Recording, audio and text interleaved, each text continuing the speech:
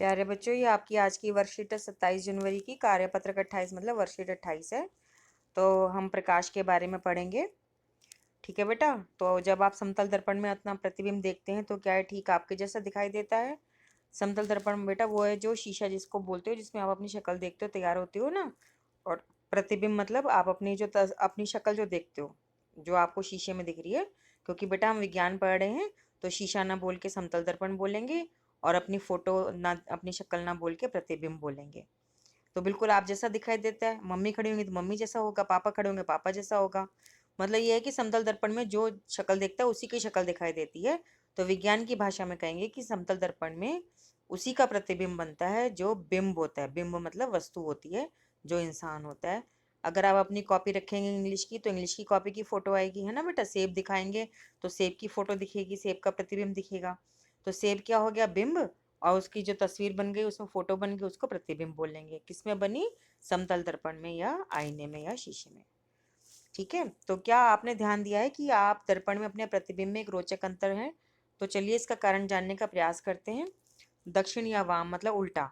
दर्पण द्वारा बने प्रतिबिंब में बिंब का बायां यानी वाम भाग प्रतिबिंब के दाहिने भाग की भांति दिखाई देता है, तथा बिंब का दायां भाग बिंब के वाम बाएं भाग की भांति दिखाई देता है।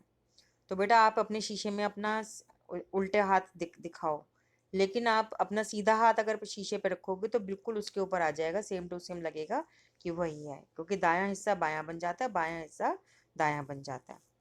तो ये गतिविधि करनी है। समतल दर्पण के सामने खड़े होकर अपने प्रतिबिंब को देखिए। अपने दाहिने हाथ को उठाइए, तो आपका प्रतिबिंब कौन सा हाथ ऊपर उठाता है। फिर बाएं हाथ से पुस्तक लीजिए, देखिए कि आप प्रतिबिंब में पुस्तक किस हाथ में है। प्रतिबिंब में दायां बायां दिखाई देता है और दायां दिखाई देता है। तो राम ने रोगी के वाहनों पर शब्द एम्बुलेंस को चित्र की भांति लिखा देखा। राम ने अपने शिक्षक से इसका कारण पूछा, तो शिक्षक ने बताया कि रोगी वाहन के आगे आने वाले वाहन चालक अपने पीछे का दृश्य दिखाने वाले दर्पण में वाहन को देखते हैं। वे रोगी वाहन पर लिखे एम्बुलेंस को स्पष्ट पढ़ सकते हैं और आगे जाने के लिए रास्ता देते हैं। तो बेटा ये जो बात है वो ये कह रहा है कि ये एम्बुलेंस जो होती है उसके आगे जो है उल्टा एम्बुलेंस लिखा होता है। देखो आप फोटो में भी देख सकते हो और वैसे भी आप एम्बुलेंस देखो।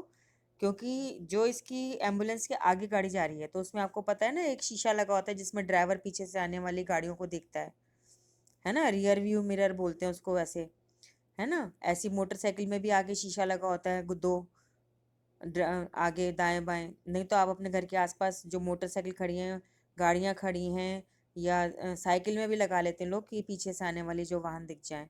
तो उसमें जब इसकी फोटो दिखेगी तो वो सीधा एम्बुलेंस लिखा दिखाई देगा।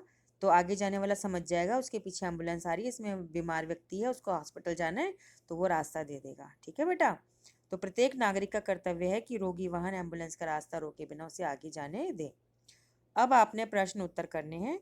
तो प्रश्न एक कहता है कि कागज के टुकड़े पे अपना नाम लिखें और दर्पण के आगे रखें। यह दर्पण में कैसा दिखाई देता है।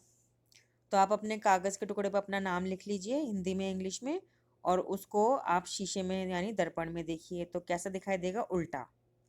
तो आप इसमें लिख दीजिएगा कि हमें अपना नाम उल्टा दिखाई दे रहा है। ठीक है बेटा। अब प्रश्न 2 करेंगे कि समतल दर्पण में अपना प्रतिबिंब देखने पर क्या केवल साइड में ही अदला बदली दिखाई देती है या प्रतिबिंब उल्टा दिखाई देता है।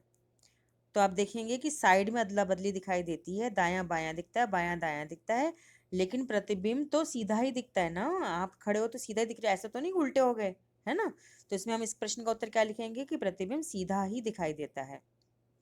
तीसरा प्रश्न है, अंग्रेजी भाषा के वर्णमाला के अक्षरों का पता लगाइए जिनके समतल दर्पण में बने प्रतिबिंब बिल्कुल अक्षरों के जैसे लगते हैं। तो वो कह रहा है कि आप इंग्लिश की ए बी सी डी जो होती है ना, वो बड़ी वाली जो कैपिटल वाली ए बी सी डी होती है, जेड तक लिख लो और उसको प्रतिबिंब दे बना के देखो, और ये पता लगाओ कि कौन से सेम टू सेम रहते हैं। जैसे आपका ए सेम टू सेम रहेगा, ए का प्रतिबिंब ए ही दिखेगा, ओ का प्रतिबिंब ओ ही दिखेगा, आई का आई दिखेगा, एच का एच दिखेगा, ऐसे ढूंढो। ठीक है। जैसे पी है, उसका प्रतिबिंब उल्टा हो जाएगा, तो आप शीशे में पी थोड़ा ना पढ़ पाओगे उसको। ओ को तो वो पढ़ोगे, एच को एच पे पढ़ोगे। करके देखो इसको, आप लिखो एक कॉपी के पन्ने पे।